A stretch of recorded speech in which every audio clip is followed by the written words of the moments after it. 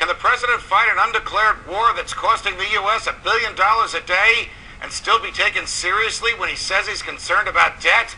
Tonight, this is the week the money runs out. The next 4 days may very well be momentous in American history, and decisions that are made between now and the end of the week will likely affect our lives for years to come. On Friday of this week, the federal government of the United States of America will no longer be able to spend money. Not the $200 billion in taxes it collects each month, or the $200 billion in loans it receives each month. This came about because the Democrats who ran the Congress in 2009 and 2010 were unable to agree with President Obama on a budget for 2011. And so the current Congress has been giving him spending authority only for snippets at a time, 2 weeks here and 3 weeks there. Friday ends the most recent 3-week budget. Why have these budgets been for just a few months and then for just a few weeks?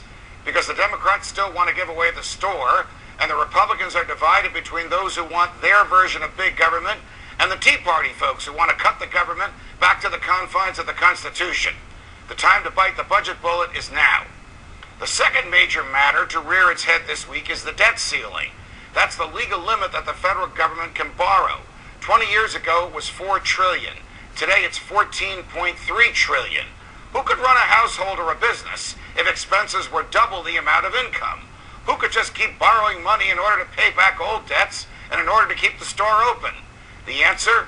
Only the federal government, with its cash-printing friends at the Federal Reserve and its willingness to borrow and spend today and let future generations worry about paying back the money. The $14.3 trillion in debt costs the government in interest payments 25 cents for every dollar it collects in tax revenue. This week, President Obama will ask for legal authority to borrow another $500 billion, thereby pushing the national debt to nearly $15 trillion. And later this year, when the 2012 budget is being debated, he'll ask for another $1.6 trillion in borrowing authority, which, if granted, will push the debt to nearly $16.5 trillion. Here is where Republicans can save the day and save the country, by simply preventing the government from borrowing any more money. That will force it to live within its means. And Republicans can do this on their own, since raising the debt ceiling requires both houses of Congress to agree. If the Republicans who control the House merely and simply say no, it will not happen, and we will begin the slow process of returning to fiscal sanity.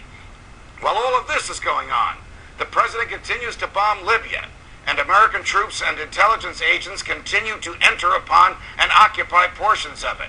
We don't know what their goal is. We don't know the folks that we are supporting there. If some of the folks are people that Congress has made it a crime for Americans to support, called terrorists.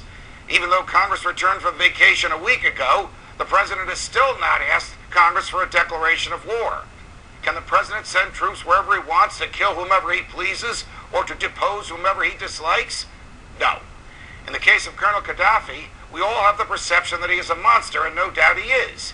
Yet as recently as 2005, then-President Bush praised him as a partner in the war on terror.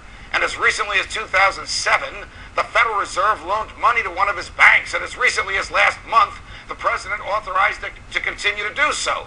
And also last month, President Obama asked the Congress for appropriations to help the Libyan government.